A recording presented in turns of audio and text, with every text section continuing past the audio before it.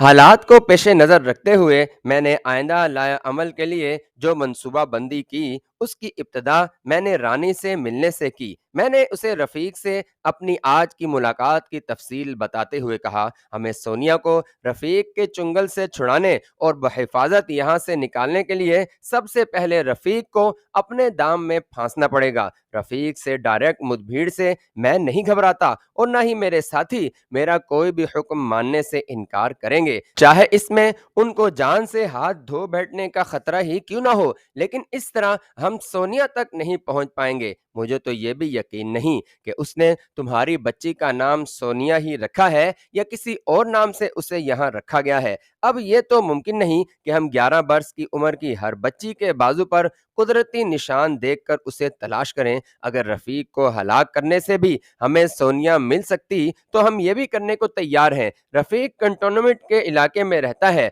और बकौल तुम्हारे और आज की मुलाकात से मुझे भी यही एहसास हुआ है कि छावनी के अफसरान से भी उसके खासे ताल्लुकात होंगे और वो काफी असर और रसूख का मालिक होगा। मुझे उससे सुंदरबन में शिकार करने में उसकी मुआवनत हासिल करने के बहाने उससे बेतकल्लुफाना ताल्लुकात उस्तवार करने होंगे और आज उससे मुलाकात के दौरान मैंने $1000 देकर इस काम की इब्तदा कर दी है। मैं चाहता हूं कि उसे जरा सा भी शक न होने पाए कि हम रंगा माटी से आए हैं और तुम और तुम्हारा बेटा हमारे हमराह इस होटल में मुकीम हो। हमारा असल मकसद सोनिया का हुसूल है, इसलिए अभी से हम पूरी एहतियात बरतेंगे। लिहाजा किसी को भी ये मालूम न होने पाए कि तुम और तुम्हारा बेटा दरअसल कौन है या हम एक दूसरे को जानते भी हैं। मैंने उसे $1000 देते हुए कहा कि आइंदा होटल और खाने पीने के अखराजात इस रकम से अदा करना और मुझे जब भी तुमसे मिलने की जरूरत होगी मैं रात को 2 बजे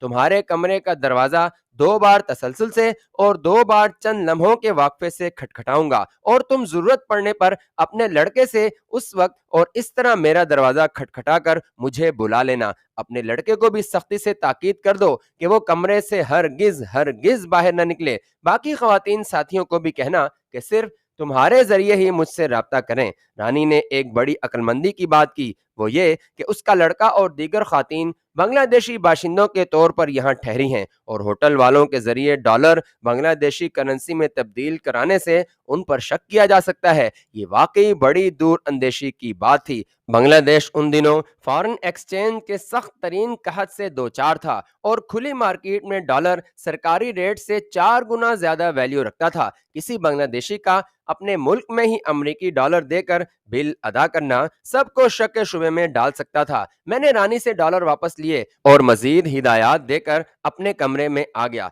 दूसरे रोज मैंने नंबर 2 को $2000 दिए और रजी की रहनुमाई में उसे बाजार भेजा। थोड़ी देर बाद ही वो जरूरत का कुछ सामान खरीद कर वापस आ गए। उन्होंने बड़ी आसानी से 105 का बांग्लादेशी करेंसी फी डॉलर के इवज तब्दील करवाए थे। 1 लाख सिक्के तो मैंने रात को रानी को दिए और बाकी 1 लाख से ज्यादा सिक्के अपने साथियों में बांट दिए ताकि वो भी अपनी जरूरत की अशिया ले सकें। हस्बे तवक्को दूसरे दिन 11 बजे ही रफीक दर्शन होटल मुझसे मिलने आ गया और कहने लगा कि 2-3 रोज में ही शिकार का परमिट मिल जाएगा। मैंने बातों बातों में उसे कुरेदा तो मालूम हुआ कि उसके सिविल और फौजी हुक्काम से ताल्लुकात बेशक थे, लेकिन इतने गहरे नहीं थे जितने वो जाहिर करता था। उसकी पहुंच सिर्फ थाने और डीएसपी तक और सिविल में एसी तक थी। फौज में भी मेजर से ऊपर का कोई ओहदेदार उसका बेतकल्लुफ दोस्त न था। मेरे ख्याल के मुताबिक रफीक ने पाकिस्तान दुश्मनी और भारतीय फौज के इस्तेकबाल करने में जो नुमाया किरदार अदा किया था, यह उसके बायस था कि ना तो हुकूमत और फौज के ऊपर के लेवल तक उसकी रसाई थी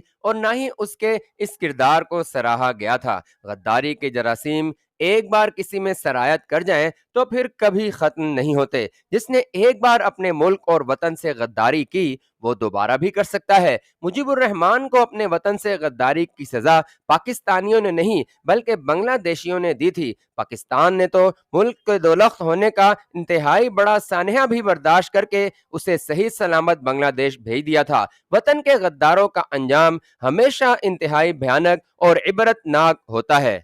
آخری مغل تاجدار بہادر شاہ ظفر کو برطانوی فوج نے اس کے خسر حکیم احسن کی مخبری پر ہمایوں کے مقبرے سے گرفتار کیا تھا، اور اس کی غداری کی وجہ سے برصغیر سے مسلمانوں کی حکومت کا خاتمہ ہوا۔ یہی حکیم احسن جب انگریزوں سے اپنی وطن فروشی اور غداری کا انعام لینے گیا تو تاریخ کے مطابق انگریزوں نے اسے کہا کہ جب تم اپنے وطن سے غداری کر سکتے ہو تو تم سے یہ بھی بعید نہیں کہ ہم سے بھی غداری کرو۔ اس غدار کو ایسٹ انڈیا کمپنی نے بجائے انعام و اکرام سے نوازنے کے توپ کے منہ پر باندھ کر توپ چلا دی، اور اس کے غلیظ جسم کے چیتھڑے فضا میں بکھر گئے۔ میسور کے حکمران سلطان ٹیپو سے غداری کر کے میر جعفر نے، جو ٹیپو کا وزیر تھا، انگریزوں سے جنگ کے دوران سرنگا پٹم کے قلعے کے دروازے کھلوا کر انگریزوں کی فوج کو اندر داخل ہونے کا موقع فراہم کیا۔ ٹیپو سلطان، جس کے نام سے ایسٹ انڈیا کمپنی کامتی تھی، انگریزوں سے دست بدست لڑتا ہوا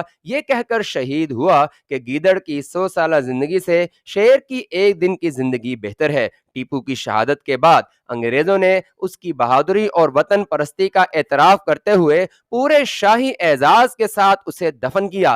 اس وقت آسمان پر یکا یک بادل چھا گئے اور ان کی ہیبت ناک چمک اور کڑک نے اس مرد مجاہد کو آخری سلامی دی۔ میر صادق کو اس کی غداری کے عوض کمپنی کی حکومت نے 7 پشتوں تک کا وظیفہ منظور کیا۔ بات کچھ لمبی ہو رہی ہے لیکن ہے دلچسپ اور عبرت ناک بھی، لہٰذا اسے تحریر کر رہا ہوں۔ انگریزوں کے برصغیر پر 100 سالہ حکومت میں کبھی بھی انگریز سول حکمرانوں کی تعداد 2500-3000 ہزار سے زیادہ نہیں رہی۔ ان کے سارے دور حکومت کا انتظام برصغیر کے ہی باشندوں نے ملازمت کر کے اور زمینیں لے کر وڈیرے، سردار اور جاگیردار بن کر سنبھالا۔ اگر آج کے دن سرداروں، وڈیروں اور جاگیرداروں اور خطاب حاصل کرنے والوں کا شجر نسب دیکھیں تو آپ کو معلوم ہوگا کہ ان کے دادا پردادا انگریزوں کے کتے نہلایا کرتے تھے یا پھر کتوں کی طرح ان کے سامنے دم ہلاتے تھے۔ وطن سے غداری کے عوض ہی ان کو جاگیریں اور خطاب ملے۔ میر صادق کے ورثا جب ہر مہینے اپنے وظیفے کی رقم لینے سرکاری خزانے جاتے تو بالکل آج کل کی عدالتوں کی طرح چپڑاسی بآواز بلند انہیں اس طرح پکارتا: میر صادق غدار کے ورثا حاضر ہوں! کیونکہ خزانے کے محتمم اور دیگر سارے اہلکار برصغیر کے باشندے ہی تھے، اور میر صادق کی غداری کی وجہ سے ان کی آزادی انگریزوں کی غلامی میں بدل گئی تھی۔ متحدہ ہندوستان میں سینکڑوں ریاستیں محض اس لیے بنا دی گئیں کہ ان کے راجے، مہاراجے اور نواب انگریزوں کی جوتیاں چاٹتے تھے۔ یہ تھی اور ہے غداروں کی اصلیت، جس سے میں نے مختصر ترین الفاظ میں تحریر کیا ہے۔ رفیق الاسلام کے بنگلہ دیشی حکومت سے مراسم اس لیے بھی گہرے نہ ہو سکے کیونکہ وہ مسلمان تھا، اور مسلمانوں کا ازلی دشمن بھارت اس وقت بنگلہ دیش پر بالکل اسی طرح چھایا ہوا تھا جیسے کسی دور میں پاکستان پر امریکہ۔ رفیق سے ہوٹل میں ملاقات کے دوران میں نے اس پر اپنی عمارت کا سکہ بٹھانے کے لیے $3000 دے کر کہا کہ انہیں بنگلہ دیشی کرنسی میں تبدیل کروا دے تاکہ میں اپنے اور اپنے ساتھیوں کے مقامی اخراجات پورے کر سکوں۔ رفیق 2 گھنٹے بعد واپس لوٹا اور مجھے 80 فی ڈالر کے حساب سے بنگلہ دیشی کرنسی دی۔ اس کی بے ایمانی اور بدنیتی اس بات سے ظاہر ہو رہی تھی کیونکہ میں نے صبح ہی 105 فی ڈالر کے حساب سے $2000 تبدیل کروائے تھے۔ رفیق کے چہرے اور آنکھوں سے لومڑی کی مکاری ٹپکتی تھی، اور اس سے 2 ہاتھ کرنے کے لیے مجھے بھی اس سے زیادہ عیاری اور ہوشیاری دکھانے کی ضرورت تھی۔ رفیق نے آج پھر مجھے رات کے کھانے پر مدعو کیا، لیکن میں نے طبیعت کی خرابی اور تھکاوٹ کا کہہ کر ٹال دیا۔ میں چاہتا تھا کہ وہ جلد از جلد ہوٹل سے جائے تاکہ میں کانوینٹ اسکول سے کسی طرح معلوم کر سکوں کہ وہاں واقعی سونیا نام کی کوئی لڑکی پڑھتی ہے۔ مجھے یہ خدشہ بھی تھا کہ اپنے قد و قامت کے باعث سونیا کی تلاش میں مجھے پہچان نہ لیا جائے اور ہم اپنی منزل سے اتنے قریب پہنچ کر بھی اسے پا نہ سکیں۔ کانوینٹ میں زیر تعلیم بچیوں کی ہاسٹل بھی اسکول کی حدود میں ہی واقع تھا۔ میں نے رضی کی ڈیوٹی لگائی کہ وہ ہوٹل کے چوکیدار سے پیسے کے زور پر دوستی کرے اور اس کے ذریعے سونیا کا پتہ چلائے۔ رفیق نے اسے یقیناً اپنے گھر میں تو نہیں رکھا ہوگا، اگر اس کا کوئی وجود تھا تو وہ یقیناً ہاسٹل میں رہتی ہوگی۔ رضی شام کو واپس لوٹا اور مجھے اپنی کارکردگی بتاتے ہوئے کہا کہ چوکیدار سے اس نے اپنی باتوں سے دوستی کا آغاز تو کر دیا ہے، لیکن آج اس نے سونیا کے متعلق کوئی بات نہیں کی کیونکہ دوستی کے پہلے دن ہی اس طرح کی چھان بین چوکیدار کو شک میں ڈال سکتی تھی۔ آئندہ 2 روز رضی کے کانوینٹ اسکول کے ہوٹل کے چوکیدار سے دوستی بڑھانے اور مطلب کی بات زبان پر لانے میں گزر گئے۔ ان 2 دنوں میں رفیق بھی 2 بار مجھے ہوٹل میں ملنے آیا۔ وہ ہر بار مجھے اپنے گھر پر آنے کی دعوت ضرور دیتا اور میں کوئی نہ کوئی بہانہ کر کے معذرت کر لیتا۔ رفیق کو ان ملاقاتوں کے دوران میں نے یہ بھی کہا کہ میں چاہتا ہوں کہ سندر بن میں شکار کے شوقین غیر ملکی پارٹیوں کے لیے کھلنا میں ایک بیس کیمپ قائم کروں، جہاں سے انہیں مزدور، گائیڈ، شکار کے دوران خورد و نوش کے سامان کی فراہمی کے علاوہ بڑے شکار کے لیے مخصوص رائفلیں مثلاً ایکسپریس 555 اور ان کا ایمونیشن وغیرہ بھی مہیا کیا جائے۔ اس طرح ان غیر ملکی شکار پارٹیوں سے ہم اصل اخراجات سے 2-3 گنا منافع اور وہ بھی فارن ایکسچینج میں کما سکتے ہیں۔ میں بھارتی شہری ہونے کے باعث یہاں پر یہ نہایت منفعت بخش کاروبار نہیں کر سکتا، اور میری خواہش ہے کہ کوئی مقامی بنگلہ دیشی اپنے نام سے بیس کیمپ بنائے اور دیگر انتظام سنبھالے۔ جہاں تک سرمایہ کا تعلق ہے تو اس کی فراہمی اور شکاری رائفلوں کا حصول میری ذمہ داری ہوگی، اور میں اپنے بنگلہ دیشی پارٹنر کو منافع میں برابر کا حصہ دینے کو تیار ہوں۔ میری بات سن کر رفیق فوراً بول پڑا، میرے متعلق آپ کا کیا خیال ہے؟ یہ سب کام میں بخوشی اور بہت آسانی سے کر سکتا ہوں۔ شکار پارٹیوں کے لیے شکار کے پرمٹ کا حصول میرے لیے بہت آسان ہے۔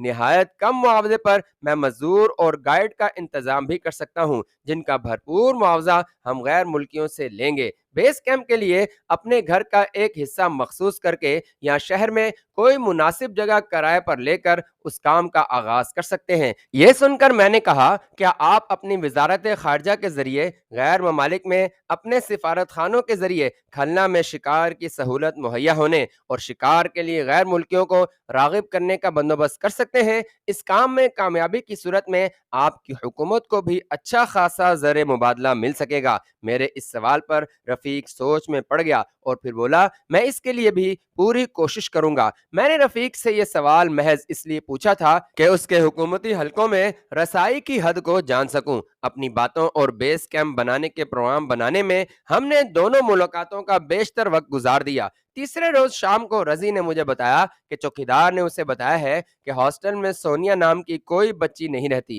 باتوں باتوں میں رضی نے اس سے یہ بھی معلوم کر لیا کہ ہاسٹل میں مقیم بچیوں کے والدین اور ورثاء ہر ہفتے یا 15 روز بعد ان سے ملنے اور انہیں ویک اینڈ یعنی اتوار کی چھٹی کے لیے اپنے گھر لے جانے آتے ہیں۔ کوئی بھی ایسی بچی نہیں ہے جسے لینے کوئی نہ آتا ہو۔ رضی نے یہ بھی معلوم کر لیا تھا کہ رفیق الاسلام، جو کھلنا میں شیطان کی طرح مشہور تھا، کبھی بھی اس ہاسٹل میں نہیں آیا۔ رضی نے مزید کہا کہ چوکیدار پر خاصے پیسے خرچ کر کے میں نے کانوینٹ اسکول کی ایک نائب منتظم خاتون کا نام اور پتہ لے لیا ہے، جسے اسکول میں ملازمت کرتے ہوئے 20 برس سے بھی زیادہ عرصہ گزر چکا ہے، اور وہ ہر بچی کے قواعد سے بخوبی واقف ہے۔ ہمیں اب تک سونیا کی تلاش میں ذرا سی بھی کامیابی نہیں ہوئی تھی، اور ہم اب تک اندھیرے میں ٹامک ٹوئیاں مار رہے تھے۔ میں نے رضی کی تجویز مان لی اور تھوڑی دیر بعد ہی ہم مسز ڈیوڈ کے گھر کی طرف چل پڑے۔ میں نے رضی کے علاوہ کیسر اور نمبر 2 کو بھی اپنے ہمراہ لے لیا۔ مسز ڈیوڈ ایک ادھیڑ عمر عورت تھی، وہ بیوہ تھی، اور جب ہم اس کے اوسط درجے کے گھر پہنچے تو وہ ایک نوجوان کے ساتھ خوش گپیوں میں مشغول تھی۔ میں نے تینوں ساتھیوں کو اس کے مکان کے قریب ہی موجود رہنے کا کہہ کر اس کی کال بیل دبائی۔ دروازہ ایک نوجوان نے کھولا۔ میں نے اسے ایک ہندوانہ نیا نام بتا کر کہا کہ مجھے مسز ڈیوڈ سے ابھی اور بہت ضروری ملنا ہے۔ نوجوان شراب پیے ہوئے تھا اور اس کے منہ سے دیسی شراب کے بھیکے نکل رہے تھے۔ اس نے مجھے کہا کہ تم نے ہماری محفل کے رنگ میں بھنگ ڈال دی ہے، کیا تم اپنی ملاقات کسی اور وقت کے لیے ملتوی نہیں کر سکتے ہو؟ یہ نوجوان یقیناً کرسچن تھا، کیونکہ وہ صحیح تلفظ کے ساتھ انگریزی بول رہا تھا۔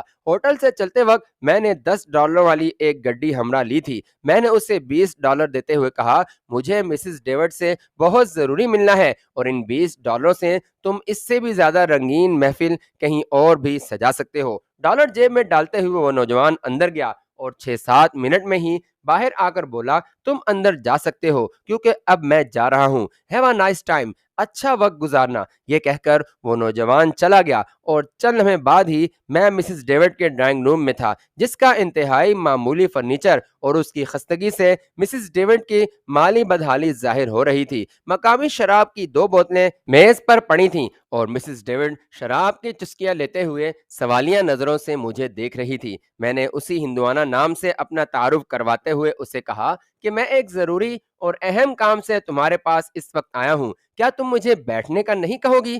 برے صغیر کا کرسچن خواہ کسی بھی طبقے کا ہو، تہذیب اور شائستگی میں وہ اپنے ہم عصر ہندو اور مسلمانوں سے بڑھ کر ہوتا ہے۔ مسز ڈیوڈ تو اینگلو پاکستانی تھی۔ بڑے معزز خواہانہ لہجے میں اس نے کہا کہ وہ اس وقت ایک بالکل اجنبی کو اپنے گھر میں دیکھ کر اور دیسی شراب کے نشے کے زیر اثر ہونے کے باعث ریسیو کرنے کے آداب سے غافل ہو گئی تھی۔ مجھے اپنے سامنے بڑی بوسیدہ کرسی پر بٹھا کر اس نے مجھے مے نوشی میں شریک ہونے کی پیشکش کرتے ہوئے کہا، یہاں پر صرف یہی میسر ہے۔ میرے انکار پر وہ بولی، میرے والد انگریز اور ماں بنگالی تھی۔ والد تو میری پیدائش سے پہلے سے ہی انگلینڈ چلے گئے اور پھر کبھی واپس نہ لوٹے۔ میری ماں نے بھی عیسائی مذہب اختیار کر لیا تھا۔ جوان ہونے پر ایک اینگلو پاکستانی سے میری شادی ہو گئی۔ میرے شوہر مسٹر ڈیوڈ کا کھلنا کے اکاؤنٹنٹ میں تبادلہ ہو گیا اور چند ماہ بعد ہی دریا میں تیرتے ہوئے وہ ڈوب گئے۔ میری مدد کرتے ہوئے کانوینٹ کی انتظامیہ نے مجھے یہاں ملازمت دے دی اور تبھی سے میں یہاں زندگی کے دن گزار رہی ہوں۔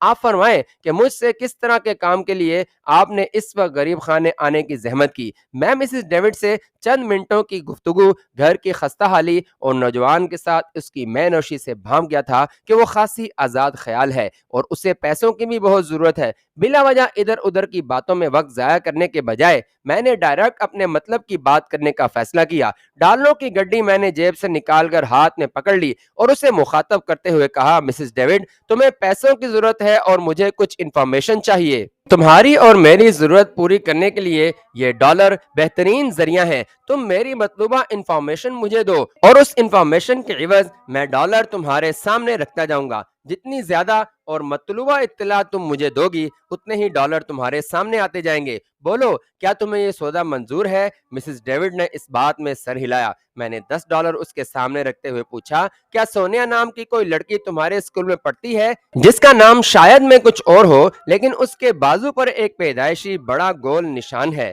مسز ڈیوڈ نے انکار میں سر ہلاتے ہوئے کہا، ایسی کوئی بھی بچی اس کے اسکول میں نہیں پڑھتی۔ مزید $10 دے کر میں نے پھر پوچھا، تم کسی ایسی بچی کو جانتی ہو جسے یہاں کی مشہور شخصیت رفیق الاسلام کبھی بھی ملنے آیا ہو؟ مسز ڈیوڈ کچھ دیر سوچتے ہوئے بولی، میں رفیق کو جانتی ہوں، وہ ایک عیاش، بدماش اور عیار انسان ہے۔ میں اپنے شوہر کے انتقال کے بعد اس کی بدماشی کا شکار بھی ہو چکی ہوں، لیکن پورے وثوق سے کہہ سکتی ہوں کہ وہ اسکول یا ہاسٹل میں کسی سے کبھی بھی ملنے نہیں آیا۔ میں مایوس ہو چلا تھا۔ میرا آخری کارڈ سونیا کی تصویر تھی۔ یہ قریباً 2 سال پہلے کی تصویر ہے۔ کیا تم نے اس تصویر والی لڑکی کو کبھی دیکھا ہے؟ یہ کہتے ہوئے میں نے مزید $20 ٹیبل پر رکھ دیے۔ مسز ڈیوڈ نے غور سے تصویر کو دیکھتے ہوئے انکار میں سر ہلا دیا۔ میں مایوس ہو کر اٹھنے ہی والا تھا کہ یکایک مجھے ایک خیال آیا۔ میں نے پھر $10 میز پر رکھتے ہوئے پوچھا، کانوینٹ میں کم سے کم کس عمر تک کے بچوں کو داخلہ ملتا ہے؟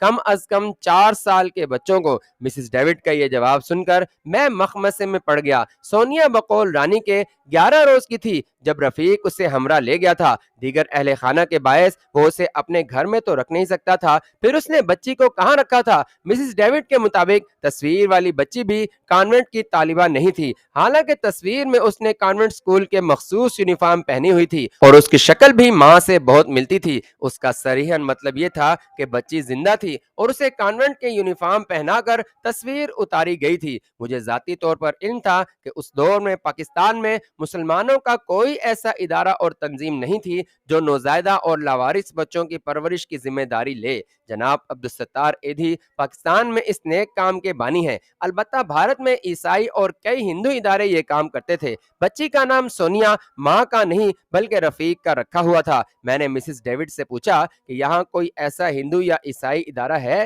جو لاوارث نوزائیدہ بچوں کی پرورش کی ذمہ داری لے؟ مسز ڈیوڈ بولی، ہم تو پروٹسٹنٹ عقائد کے ہیں۔ یہاں کیتھولک چرچ کے زیر اہتمام ایک مونیسٹری یعنی خانقاہ ہے جو لاوارث نوزائیدہ بچیوں کی پرورش کر کے انہیں نن بناتی ہے۔ میرا دل کہنے لگا کہ سونیا کا پتہ اس مونیسٹری سے ہی چل سکتا ہے۔ الجھن صرف یہ تھی کہ اس خانقاہ کے اندر تک میری پہنچ اگر ناممکن نہیں تو بے حد دشوار ضرور تھی۔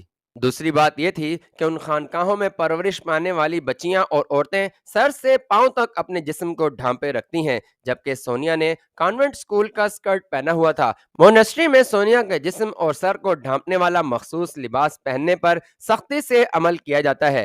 यहाँ की लड़कियों और औरतों के सर के बाल भी मूंड दिए जाते हैं ताकि वो दुनिया की लज्जतों का ख्याल भी दिल में न लाएं और सिर्फ इबादत या फलाही कामों में दिलचस्पी लें। मैंने सोनिया की तस्वीर को एक बार गौर और बारीक बीनी से देखा तो साफ दिखाई दिया कि कॉन्वेंट की यूनिफॉर्म पहने किसी बच्ची के जिस्म पर किसी दूसरी बच्ची का चेहरा लगाकर तस्वीर बनाई गई है। रफीक की ये चालाकी जानते ही मुझे यकीन हो गया कि इस चेहरे वाली लड़की यकीनन खानकाह में मौजूद है। मैंने मिसेस डेविड को $1000 देने का वादा करते हुए कहा कि तुम्हारे लिए ये काम मुश्किल न होगा अगर तुम उस खानकाह में जाकर इस चेहरे वाली बच्ची को तलाश करो जिसकी बड़ी निशानी उसके बाजू पर पैदाइशी स्याह दाग है। मिसेस डेविड ने अगले रोज ही मॉनेस्ट्री जाकर बच्ची की खोज लगाने का वादा किया और अगली रात 7 बजे दोबारा मुलाकात का तय करके मैं उम्मीद और बीम की हालत में वापस अपने होटल लौट आया।